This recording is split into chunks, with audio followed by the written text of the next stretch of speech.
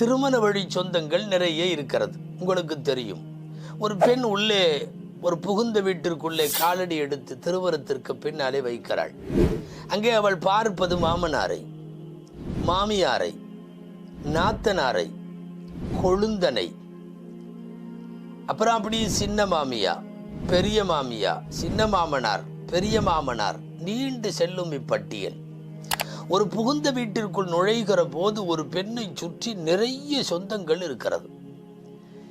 இந்த சொந்தங்களிடத்தில் நடந்து கொள்ள வேண்டிய முறை, பிணக்குகள் இல்லாமல் கணவன் மனைவி பிணைப்போடு தங்களின் வாழ்க்கையை தொடருவதற்கான வழிகளை குறித்துத்தான் நாம் யோசிக்கிறோம். இதுல ரொம்ப முக்கியமான ரோல் மாமியாரோட ரோல். நிறைய குடும்பத்துல வாழ்க்கையும் மாமியாரால, நிறைய குடும்பத்துல தலாக்கும் மாமியாரால. எக்கச்சக்கமான தலாக்குகளை சொல்லலாம். சில மாமியார்கள் தாயின் மறுபுருவமாக இருக்கிறார்கள். சில மாமியார்கள் வருபவளுக்கு, பெண்ணுக்கு வில்லியாக மாறிவிடுகிறார்கள். அல்லாஹு அக்பர். மாமியார் கொடுமை என்பதும் மாமியாருடைய டார்ச்சர் என்பதும் வீட்டுக்கு விடி வாசப்படி போல இன்றைக்கு இருக்கிறது. நான் புகுந்த வீட்டின் மருமகள்களிடத்தில் சில விஷயம் பேச வேண்டும். அதுவும் குறிப்பாக இந்த நவீன தலைமுறை பெண்கள் கூடுமானவரை மாமியார் மாமனாரை ஒதுக்கி வைப்பதில் குறியாக இருக்கிறார்கள். அவர்களை விட்டுவிட்டு தனியாக கணவனை தள்ளி கொண்டு போவதில் குறியாக இருக்கிறார்கள். நல்ல இபாதத்தான வணக்கசாலிகளான குணங்கள் நிறைந்த மாமனார் மாமியாரை கூட சுமைகளாக கருதுகின்ற மருமகள்களின் மனோபாவம் இன்றைக்கு பெருகி இருக்கிறது. நான் அந்த பெண்களிடத்தில் சொல்ல வேண்டும், நீங்கள் பணிவிடை செய்ய வேண்டியதும் இசைந்து போக வேண்டியதும் கடமை என்பது கணவனுக்குத்தான், அதில் சந்தேகம் இல்லை. மாமியாருக்கு நீங்கள் ஊழியம் பார்க்க வேண்டும் என்பது மார்க்கத்தில் வாஜிப் இல்லை, கட்டாய கடமை இல்லை. ஆனால் அது மனிதாபிமான கடமை. ஒரு வீட்டிற்குள்ளே நுழைகிறீர்கள், அந்த வீட்டில் இருக்கிற பெரியவர்களை கூட நீங்கள் பார்த்து கொள்ள மாட்டேன் என்கிற போது நீங்கள் எந்த அடிப்படையில் அந்த வீட்டிற்கு மருமகள்? நான் புருஷனை மட்டும்தான் பார்ப்பேன்னு சொல்லி கல்யாணத்துக்கு வர்றது அப்படிங்கிறது ஒரு குடும்ப சமூக உறவுக்கு, அந்த குடும்ப உறவுக்கு அது தகுதியான வார்த்தை தானவா? உங்கள் கணவனை எவ்வளவு தூரம் நேசிக்கிறீங்க? அந்த கணவனை பெற்றுக் கொடுத்தவர்களை நீங்கள் ஏன் கோபிக்கிறீர்கள்? எனக்கு கணவன் மட்டும் வேணும், அவங்க அம்மா வேணாம் அப்படின்னு சொல்றது ஒரு குடும்பத்தை பிரிக்கிற மாதிரி இல்லையா? ஒரு ஹதீஸ் இப்படி வருகிறது, யார் தாய்க்கும் மகனுக்கும் இடையில பிரிக்கிறார்களோ அவர்களை அல்லாஹ் மறுமையிலே பிரித்து வைப்பான்னு வருது. கொஞ்சம் அட்ஜஸ்ட்மெண்ட் பண்ணி போகலாமே. வயதான மாமியார்கள் சில நேரம் முணுமுணுப்பார்கள், எதையாவது பேசுவார்கள், உண்மைதான், இல்லை என்று இல்லை. வார்த்தைகளால் சில நேரம் உங்களை வருத்தெடுப்பார்கள், இல்லை என்று சொல்லவில்லை. கொஞ்சம் அனுசரித்து போய்விட்டால் ஊர் உலகம் முழுக்க போற்றும் அல்லவா? இன்னைக்கு வரைக்கும் கூட தாய்மார்கள்ட்ட மாமனா மாமியாரோட யாராவது ஒரு பெண் 10-15 வருஷமா இருக்கிறா அப்படிங்கிறது தெரிஞ்சாவே அந்த பெண்ணுக்கான மரியாதை சமூகத்தில் வேறு. அந்த பெண் அனுசரித்து போகிறவள் என்று அர்த்தம். தனி குடித்தனமாக தள்ளி கொண்டு வருவதற்கு எத்தனை நாள் வேண்டும்? 4 நாள்ல அதை பார்த்துடலாம். ஆனால் அல்லாஹ்விடம், ரசூலிடம், ஊரிடம், உறவை விரும்புவோர்களிடம் உறவை பிரித்தது என்கிற பெயர் ஒரு மருமகளுக்கு வரக்கூடாது அல்லவா? எனவே நீங்கள் கணவனை நேசிப்பது உண்மையானால் கணவனை பெற்றெடுத்தவர்களையும் கொஞ்சம் நேசித்து பாருங்கள். மாமியாருக்கெல்லாம் பணிவிடை செய்யணும்னு மார்க்கத்தில் சொல்லியிருக்குதா அப்படின்னு சில மருமகள்கள் கேட்கலாம். ரசூல்லா மாமனாருக்கு தனியா, மாமியாருக்கு தனியா, கொழுந்தனுக்கு தனியா, நாத்தனாருக்கு தனியாவெல்லாம் ஒவ்வொரு பக்கமாக பேசிகிட்டு இருந்தா இங்கே குர்ஆன் ஹதீஸ் எல்லாம் பெரிய பெரிய வால்யூம் ஆயிரும், பயங்கரமாயிரும். தனித்தனியாக பேச முடியாது. ஒரே ஒரு ஹதீஸ் சொல்கிறேன், மல்லம் யர்ஹம் சகீரனா வலம் யுவக்கிர் கபீரனா ஃபலைஸ மின்னா. நம்மில் சிறியவர்கள் மீது அன்பு பாராட்டாதவர்களும் பெரியவர்களுக்கு கண்ணியம் செய்யாதவர்களும் நம்மை சார்ந்தவர்கள் அல்ல. இது யார் இந்த சின்னவங்க, யார் இந்த பெரியவங்க? ஸ்கேல் எடுத்துகிட்டு போய் அளக்க முடியும்? எங்கே இருக்கிறாங்க? பொதுவாக இருக்கிற அத்தனை சொந்தங்களையும் இந்த ஹதீஸிற்குள்ள அடங்கிவிடும். மல்லம் யர்ஹம் சகீரனா, சின்னவங்க மேலே கருவா காட்டணும். அப்படி காட்டாத மாமியார் நம்மளை சேர்ந்த மாமியார் இல்லைன்னு அர்த்தம். பெரியவங்களை கண்ணியப்படுத்தணும். உதாரணமாக மாமியாரை கண்ணியப்படுத்தாத மருமகோ நம்மளை சார்ந்தவை இல்லைன்னு அர்த்தம். எனவே பரிவோடு மருமகளை பார்க்கவும் வேண்டும், கண்ணியத்தோடு மாமியாரை பார்க்கவும் வேண்டும். இது கடமை, கட்டாய கடமை. நீங்கள் மாமியாரை பார்த்து தான் ஆகணும் என்று சொல்லவில்லை. இது தார்மீக கடமை, அதாவது மனிதாபிமான அடிப்படையில் இதை கண்டிப்பாக செய்யணும். ஒரு வீட்டில் அதை எதிர்பார்ப்பாங்க இல்லையா? வரக்கூடிய பொண்ணு நம்ம குடும்பத்தினுடைய எல்லா பொறுப்புகளையும் எடுத்து மிக நல்ல முறையில் செய்யணும்னு. தனியாக வந்த உடனே புருஷனை 4வது நாளே தள்ளிட்டு போகிறதுன்னு அர்த்தமா? இன்னைக்கு அப்படிப்பட்ட எந்திரத்தனமான வாழ்க்கையை நிறைய பேர் விரும்புகிறார்கள். சொல்ல போனால் நிக்காகலையே என்ன ஓதுறோம் தெரியுமா? துவா என்ன செய்கிறோம்? பாரக்கல்லாஹு லக்க வ பாரக அலை வஜமா பைனகுமா ஃபீ ஹைர். அல்லாஹ் நல்ல காரியத்தில் உங்களை சேர்த்து வைக்கணும்னு சொல்கிறோம். இதுதான் துவா. ஜமா அல்லாஹு பைனகுமா ஃபீ ஹைர்னா அல்லாஹ் உங்களை 2 பேர்த்தையும் நல்ல காரியத்தில் சேர்த்து வைக்கணும். நீங்கள் என்ன பண்ணுறீங்கன்னா கொஞ்சம் கொஞ்சமாக அந்த உங்கள் மாமியா மேலே உள்ள கோபத்தில் மகனை தன்னுடைய தாய்க்கு எதிராக நீங்கள் டைவர்ட் பண்ணுறீங்க. மகனை தாய்க்கு எதிராக திருப்புகிறீர்கள். ஒரு கட்டத்தில் என்ன ஆகும் தெரியுமா? பெற்றோருடைய நிந்தனைக்கு புருஷன் ஆளாகிறான், பெற்றோருடைய பத்வாவுக்கு ஆளாகிறான். ஆனால் அவனுக்கு அல்லாவுக்கு அடுத்தபடியாக அவங்க அம்மா அத்தாவை பார்க்கணும்னு அவனுக்கு சட்டம். உம்மா அப்பாவை பார்த்தாகணும். அவன் யாருக்கு அடுத்தபடியா? அல்லாவுக்கு அடுத்தபடியா. நீங்கள் அந்த தாய் தகப்பன்ட்ட இருந்த அந்த மகனை தள்ளுறப்ப என்ன ஆகுது தெரியுமா? ஒரு பெரும்பாவத்தை நீங்கள் உங்கள் கணவனை செய்ய வைக்கிறீர்கள். நல்ல காரியத்தில் எல்லாம் உங்களை சேர்த்து வைக்கணும்னு துவா பண்ணி அனுப்பிச்சா ஒரு கணவனை பாவியாக ஆக்குவது எந்த அடிப்படையில் நியாயம்? ஸல்லல்லாஹு அலைஹி வஸல்லம் அல் இஷ்ராக்கு பில்லாஹ் வ உகூகுல் வாலித் பெரிய பாவங்களை பட்டியல் போட்டப்போ ஃபர்ஸ்ட் ஷிர்க்குன்னாங்க. 2வது பாவம் என்னன்னா பெற்றோர்களுடைய பத்துவா, பெற்றோர்களுக்கு நோவினை செய்தல், அவர்களுக்கு அதிருப்தியை ஏற்படுத்துதல். பெற்றோர்களுடைய அதிருப்தி என்பது ஷிர்க்குக்கு அடுத்தபடியான குற்றம்னா உன் புருஷனை நீ உங்கள் மாமனா மாமியா மேலே உள்ள கோபத்தில் உன்னுடைய கணவனை அவர்களுக்கு எதிராக அவர்களின் பத்துவாவுக்கு நீ தூண்டனா? அசல்ல புகுந்த வீட்டில் போகிற பொண்ணு என்ன பண்ணணும் தெரியுமா? அவங்க அம்மா அத்தாவுக்கு அவர் சரியில்லாமல் இருந்தால் கூட நீ அட்வைஸ் பண்ணி உங்களை பெத்த தாயை நீங்கள் பாருங்கள், உங்களை பெத்த தகப்பனை நீங்கள் பாருங்கள், நீங்கள் அவங்கள பார்த்தாகணும், தயவு செய்து பத்துவா வாங்கிடாதீங்க, நம்ம குடும்பத்துக்கும் வம்சத்துக்கும் பாரம்பரியத்துக்குமே அது மோசமான விளைவுகளை ஏற்படுத்திடும்னு சொல்லி கொஞ்சம் பெற்றோரை பார்ப்பதில் சுணக்கமாக இருக்கக்கூடிய அவனை கூட, குறைவாக இருக்கக்கூடியவனை கூட நீங்கள் தூண்டணும். ஆனால் நீங்கள் என்ன செய்றீங்க? அவங்கள விட்டுட்டு வா, நம்ம தனியாக போகலாம். இன்றைக்கெல்லாம் திருமணத்திற்கு முன்னாலேயே தனி குடித்தனத்தை பிளான் பண்ணி தனி குடித்தனம் தான் வேணுன்ற முடிவோட நிறைய பேர். அல்லாஹ் பாதுகாக்கணும். சரி, தனி குடித்தனம் போகிறீங்களே, அடுத்த தலைமுறையை கொஞ்சம் யோசிச்சிங்களா? நல்லா தெரிஞ்சுங்க, எந்த வீட்டிலையா இருந்தாலும் குழந்தைகள் தாத்தாவோட, தாதியோட, நன்னியோட, நன்னாவோட, மாமாவோட இப்படியெல்லாம் உறவுகளோடு வளருகிற குழந்தைகளினுடைய கேரக்டர் வருங்காலத்தில் நல்லா இருக்கும். மனிதாபிமானம் இருக்கும், உதவுகிற எண்ணம் இருக்கும், பிறரின் கஷ்டத்தை புரிந்து கொள்ளுகிற தன்மை இருக்கும்.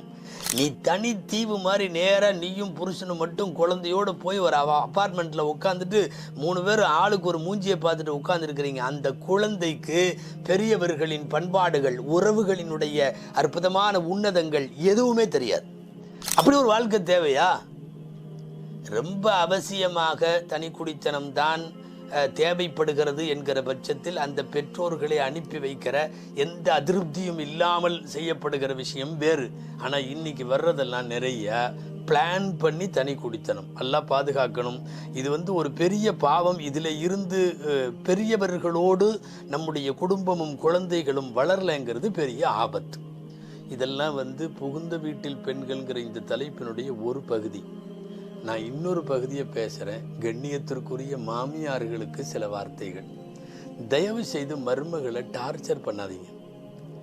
இன்னமும் அந்த காலத்திலேயே இருக்காதீங்க. காலம் மாறிவிட்டது, கருவிகள் வந்திருக்கிறது, அறிவியல் வளர்ந்திருக்கிறது. பிள்ளைங்க பழைய காலம் மாதிரி உள்ள பெண்கள் அல்ல. இப்போது அவங்களெல்லாம் அனுசரித்து போகிற மாதிரி மாமியார் வேணும். மாமியார்கள்ட்ட உள்ள முக்கியமான இது என்னென்னா, வர்றவ அடுத்த வீட்டு பொண்ணு, எப்படியாவது அவளை டார்ச்சர் பண்ணணும். இது எவ்வளவு பெரிய மோசமான பழக்கம். நீங்கள் அந்த குடும்பத்துக்கு மட்டும் பாவியாகலை, அல்லாவுக்கும் பாவியாகிறீங்க. தந்தையை விட்டுட்டு, தாயை விட்டுட்டு, உறவுகளை எல்லாம் விட்டுட்டு 4-5 துணிமணியை எடுத்து வச்சுட்டு, கழுத்தில் கண்ணில் சில நகையை போட்டுட்டு நேராக உன் வீட்டுக்கு வாழ வந்திருக்கா. திரும்ப திரும்ப திரும்ப திரும்ப அவளை டார்ச்சர் பண்ணா பெரும்பாலான மாமியார்களிடத்தில் உள்ளது குத்தி காட்டுறது. அவங்க ஏதாவது செய்யறது செலுத்துறதுல கொஞ்சம் கம்மியாக இருந்திருப்பாங்க, அதை குத்தி காட்டுறது. அல்லது மூத்த மருமகை இளைய மருமகை ஏதாவது கொஞ்சம் எக்ஸ்ட்ரா கொண்டு வந்திருப்பா வீட்டிலேருந்து வர்றப்போ, அதை சொல்லி குத்தி காட்டுறது. இந்த குத்தி காட்டுகிற குணம் இருக்கிற மாமியார்களை விட்டு மகனும் போயிடுவான், மருமகளும் போயிடும். நீங்கள் ஏன் அப்படி கடைசியில் போயிட்டு என் பையன் என்னை விட்டுட்டு போயிட்டான்னு அழுவணும்? இந்த வேலை இல்லாமல் இருக்கலாமே. பெரும்பாலான மாமியார்கள் எந்தெந்த வகையிலெல்லாம் டார்ச்சர் பண்ணுறாங்க தெரியுமா? இந்த குத்தி காட்டுறது மட்டுமல்ல. மாமியார்கள் தயவு செய்து கவனிக்கணும். குழந்தைகள் விஷயத்தில் 2 வகையான டார்ச்சர். குழந்தையே இல்லைன்னாலும் அந்த பொண்ணு பாவம் அந்த வீட்டில் வாழ முடியாது. நல்லா தெரிஞ்சுக்கோ, குழந்தை கொடுக்கறது ரப்புல் ஆலமீன். ரப்புல் ஆலமீன். நீங்கள் மருத்துவ சோதனையே செஞ்சும் கூட உங்கள் பையனுக்கும் நல்லா இருந்து அந்த பொண்ணுக்கும் நல்லா இருந்தாலும் கூட அல்லாஹ் நாடுறப்ப தான் குழந்தை பிறக்கும். நீ குழந்தை பிறக்கலைங்கிறத வச்சு ஒரு மருமகளை டார்ச்சர் பண்ணுற நீ அல்லாவுக்கும் உன்னோட கபருக்கு பதில் சொல்ல வேணாமா? இது எவ்வளோ பெரிய தவறு. அடுத்து இன்னொரு டார்ச்சர் நம்ம நாட்டில் அதிகமாக இருக்கிறது என்ன தெரியுமா? பெண் குழந்தை வரிசையாக பிறந்தால் அந்த மருமகளை போட்டு திட்டுறது. நல்லா தெரிஞ்சுங்க, பெண் குழந்தைகள் பிறப்பதற்கு காரணம் பெண் தரப்பு அல்ல, ஆண் தரப்பு. நாம் இதுக்கு முன்னாடி கடந்த ஆண்டுகளுடைய ரமதானின் தொடர்களிலும் பேசியிருக்கிறோம். ஆம்பளை புள்ள பிறக்குமா பொம்பளை புள்ள பிறக்குமாங்கிறது ஆணுடைய அணுவை வைத்துத்தான் முடிவாகிறதே ஒழிய பெண்ணுக்கு சம்பந்தமே இல்லை. அவ்வளவுதான். பெண் ஒரு பாத்திரம், அவள்தான். இந்த பாத்திரத்தில் என்ன வைக்கிறார்களோ அதை அவள் பெற்று தருவாள், அவ்வளவுதான். எவ்வளவு கேவலம் இது! பெண் குழந்தை வரிசையா பிறந்த உடனே மருமகளை திட்டுறது. நான் மாமியார்களுக்கு சொல்லுகிறேன், பெண் குழந்தை வரிசையா பிறந்துச்சுன்னா உன் மகனை நிக்க வச்சு வேணா நடுவுட்டில் திட்டு பார்ப்போம், ஏண்டா இப்படி பெத்துக்கிறேன்னு. உண்மை அதுதான், அறிவியலும் அதுதான் சொல்லுகிறது, மார்க்கமும் அதைத்தான் சொல்லுகிறது. இந்த மாமியார்கள் கொஞ்சம் காலத்துக்கு ஏற்ற மாதிரி மாறணும். இன்னமும் அந்த வரதட்சணையிலையும் குத்தி காட்டுறதுலையும் இந்த கொடுமையிலையும். மாமியார்களை பார்த்து சொல்றேன், இன்னைக்கு சமுதாயத்தில் நடக்கிற தலாக்குல 90% தலாக்கு புருஷன் பொண்டாட்டி சண்டையில நடக்கல, மாமியா பிரச்சனையில தான் நடக்குது. நீ விட்டுறான்னு அவளை தூண்டுகிற அந்த கணவனுடைய தாய்கள், அவன் விட்டு போட்டு வர்றதுல உங்களுக்கு அவ்வளவு பெரிய மகிழ்ச்சியா? எப்படியாவது போராடி வாழ வைக்கத்தானே வேண்டும். மாமியார்கள் மூலம் நடைபெறுகிற தலாக்குகள் ரொம்ப அதிகமாக போய்கொண்டிருக்கிறது. அது மட்டுமல்ல, வரக்கூடிய மருமகளை உள்ள வரும்போதே அவளை வேலைக்காரின்னு முடிவு பண்ணிடுறது. நல்லா தெரிஞ்சுக்கணும், நான் மாமியார்களுக்கு மட்டும் சொல்றேன், மருமகள்களை பார்த்தல்ல. மார்க்கத்தில் உங்களுக்கு வர்றவ வேலை செய்யணும்னு கட்டாயம் இல்லை. ஆனால் நல்ல பெண்கள் செய்வாங்க, நல்ல பெண்கள் பார்த்துக்குவாங்க. ஒரு நல்ல மருமகளுக்கு அடையாளம் உங்களை நல்லா கவனிச்சுக்கும். ஆனால் நீங்கள் உங்களுடைய வாயால் உங்களுடைய செயல்பாடுகளால் ஏன் அவ்வளவு தூரம் அவங்கள வந்து டார்ச்சர் கொடுக்கணும்? பல ஊர்களில் வரதட்சணைக்கு சீர்பட்டியல்னு ஒன்று இருக்குது. அந்த பட்டியலில் இப்படியெல்லாம் இருக்குது: மாமியாருக்கு முட்டை செலவு, மாமியாருக்கு பருப்பு செலவு. ஓம கல்யாணம் பண்ணுறதுக்கு நீ எதுக்கு முட்டை சாப்பிட்ணுன்னு கேட்குறேன். இல்லை, இது எவ்வளோ பெரிய கொடுமை இது! மாமியாருக்கு சீருன்னு சொல்லி வாங்குறீங்களே, கொஞ்சமாவது அர்த்தம் இருக்கா? உங்கள் பையன் இருக்கட்டும், நான் புகுந்த வீட்டில் பெண்கள் என்று வருகிற போது இது அப்படியே பேசிக்கிட்டே போகலாம், நிறைய ஆயிரும். முக்கியமான இன்னொரு பாத்திரம் இருக்கிறது, நாத்தனான்னு பேர். அல்லாஹு அக்பர், அல்லாஹ் பாதுகாக்கணும். நாத்தனார்கள் நிறைய தலாக்குகள் இவங்க மூலியமாகவும் ஏற்படுது. நான் தயவு செய்து கணவனோடு பிறந்த அக்கா தங்கச்சிகளை கேட்டுக்கிறேன், அவங்களுடைய வாழ்க்கையில் போய் தலையிடாதீங்க. உங்களோட கட்டி கொடுத்த இடத்துல வாழ்க்கை எப்படி வேணாலும் இருக்கலாம், உயர்வாக இருக்கலாம், தாழ்வாக இருக்கலாம். இது ஒவ்வொருத்தருக்கும் அல்லாஹ் முடிவு செஞ்சது. எதற்காக வீட்டுக்கு வர்றப்போலாம் எதையாவது கொளுத்தி போட்டு போயிடுறது, எதையாவது கொளுத்தி போட்டு போயிடுறது. நாத்தனாக்கள் கோச்சிக்க வேணாம், நான் சொல்கிறது நாட்டில் பரவலாக நடக்கிறது சொல்கிறேன். ஏன் வாழ்கிறதுக்கே விட மாட்டீங்களா? உங்கள் சகோதரன் மனசில் நிம்மதியாக இருக்க வேண்டாமா? வரும்போதெல்லாம் எதையாவது ஒன்றை, நீயும் ஒரு வீட்டில் மருமகளாக தானே இருக்கிற. நாத்தனார்களை கேட்குறேன், தயவு செய்து நாத்தனார்கள் கோச்சிக்காதீங்க, பச்சையாக கேட்குறேன். உங்களுக்கெல்லாம் கல்யாணத்தில் சீர் செய்யணும்னு என்ன இருக்கு? யாராவது ஒருத்தர் தன் பிள்ளையை கட்டி கொடுத்தாருன்னா பிள்ளைக்கு செய்யலாம், மருமகனுக்கு செய்யலாம், ஏதாவது பண்ணலாம். நாத்தனா சீருன்னு கூச்சப்படாமல் கை நீட்டு வாங்குறீங்களே, முஸ்லீம்கள் தானவா நீங்கள்லாம்? நம்முடைய சமுதாயத்தில் எங்கேயாவது இருக்குதா? யாராவது ஒரு வீட்டுக்கு பொண்ணு கொடுத்தா அந்த ஆம்பளை கூட பிறந்தவங்களுக்கெல்லாம் வாங்கி கொடுக்கணும், எடுத்து கொடுக்கணும்னு ஏதாவது இருக்குதா? எவ்வளவு வெக்கங்கெட்டவர்கள் கை நீட்டி அவன் வீட்டில் இருந்து நாத்தனார் சீர் வாங்குகிறார்கள். சீர் டாப்புகளில், சீர் வரிசைகளில் அது முக்கியமா? மிக முக்கியமான பல்வேறு திருமணங்களை செஞ்சு வைக்கிற ஒரு பெரிய புரோக்கர் சொன்னார், தலாக் ஆகாமல் இருக்கணும்னா நாத்தனா சீரை அதிகமாக பண்ணிடணும் வச்சிருத்து தலாக்கே ஆகாது. உண்மை. நாத்தனார் சீர் என்ற பெயரில் எவ்வளவு நடக்கிறது. நான் புகுந்த வீட்டில் பெண்கள் என்கிற போது மிக முக்கியமாக இன்னொன்று சொல்லணும். மாமியாருக்கும் சரி நாத்தனாருக்கும் சரி சேர்த்து சொல்கிறேன். ஒரு புள்ள ஓதிட்டு வருதோ ஓதாமல் வருதோ, சில பெண்கள் ஆலிமாவாக வருவாங்க, சில பெண்கள் தொழுகையாளிகள் நல்ல வணக்கசாலிகள் எல்லாம் வருவாங்க. கூட்டிட்டு வந்து வீட்டில் உள்ள எல்லாத்துக்கும் முன்னாடியும் அவங்கள நிற்க வைக்கிற கொடுமை நடக்குது. ஒரு பொண்ணு ஆலிமா கிதாபு ஓதனப்படி கொழுந்தன் என்பது மரணம்னு ஹதீஸ்ல வருது. அப்படின்னா என்ன அர்த்தம்? மாப்பிள்ளையோட கூட பிறந்தவங்க மரணம்னு வருது. மரணம்னா என்ன அர்த்தம்? அவங்க முன்னாடி நிற்கிற மாதிரி இருந்துச்சுன்னா நீ செத்துருன்னு அர்த்தம். இந்த ஹதீஸுக்கு அப்படித்தான் விளக்கம் சொல்றாங்க இமாம் நவவி. கொழுந்தன் மரணம் என்பது ரசூலுல்லாவுடைய வார்த்தை. உனக்கு உன் வீட்டு பழக்கம் பெருசா, ரசூலுல்லாவுடைய வார்த்தை பெருசா? இந்த ஓதிட்டு வந்த புள்ள, மார்க்கம் தெரிஞ்ச புள்ள, 5 நேரம் தொழுகிற புள்ள, நான் அங்கே முன்னாடியெல்லாம் நிற்க மாட்டேன் அப்படின்னா உடனே மாமியை ஆரம்பிச்சிடும். இவன் மட்டும்தான் ஓதிட்டு வந்துட்டா, இவன் மட்டும்தான் பட்டம் வாங்கிட்டு வந்துட்டா, அப்போ நீ எங்கள் வீட்டில் இருக்கிற ஆம்பளைகளை எல்லாம் பெறத்தியா பார்க்குறியா? நீ வேற நினச்சிக்கிட்டியா? நீ மட்டும்தான் ஓதி இருக்கியா? என்னென்ன பேச்சு தெரியுமா? இந்த பேச்சு எதுவுமே அந்த மருமகளுக்கு சேராது. எல்லாம் அல்லாஹ்வை திட்டுறதுன்னு அர்த்தம். ஏன்னா இந்த முன்னாடி நிற்க வேணாம் அப்படிங்கிற சட்டத்தை போட்டவன் அல்லாஹ். சில கூச்சமாக இருக்கிறது. இதே சென்னையில் சொல்லுகிறேன், எத்தனையோ வீடுகளில் திருமண நேரத்தில் 1 வாரம் வரைக்கும் இந்த கலாட்டா. என்னன்னா, இப்போ கட்டிட்டு வந்தவன் நிற்க மாட்டேங்கிறா வீட்டுக்கு முன்னாடி. எந்த அளவுக்கு கொடுமை தெரியுமா? யாராவது சொந்த பந்தம் வீட்டுக்கு வரும், இந்த புள்ள கோசால இருக்கிற புள்ளைய கூப்பிட்டு வந்தவங்களை வானு கேட்காம உள்ள என்ன பண்ற அப்படின்னு சொல்லி, யாரோ கல்யாண பத்திரிகை கொடுக்க வந்திருப்பாங்க, யாராவது ஏதாவது விசேஷத்துக்கு சொல்ல வந்திருப்பாங்க, அவங்க நடுவுட்டில் வந்து நின்ற உடனே இந்த புள்ள உள்ள இருந்து வந்து வாங்க அஸ்லாம் அலைக்கும்னு சிரிச்சுட்டு வரவேற்பு கொடுக்கணுமா? நீ உனக்கு குரானும் ஹதீஸுமே கிடையாதா? உனக்கு அல்லாஹ் ரசூலே இல்லையா?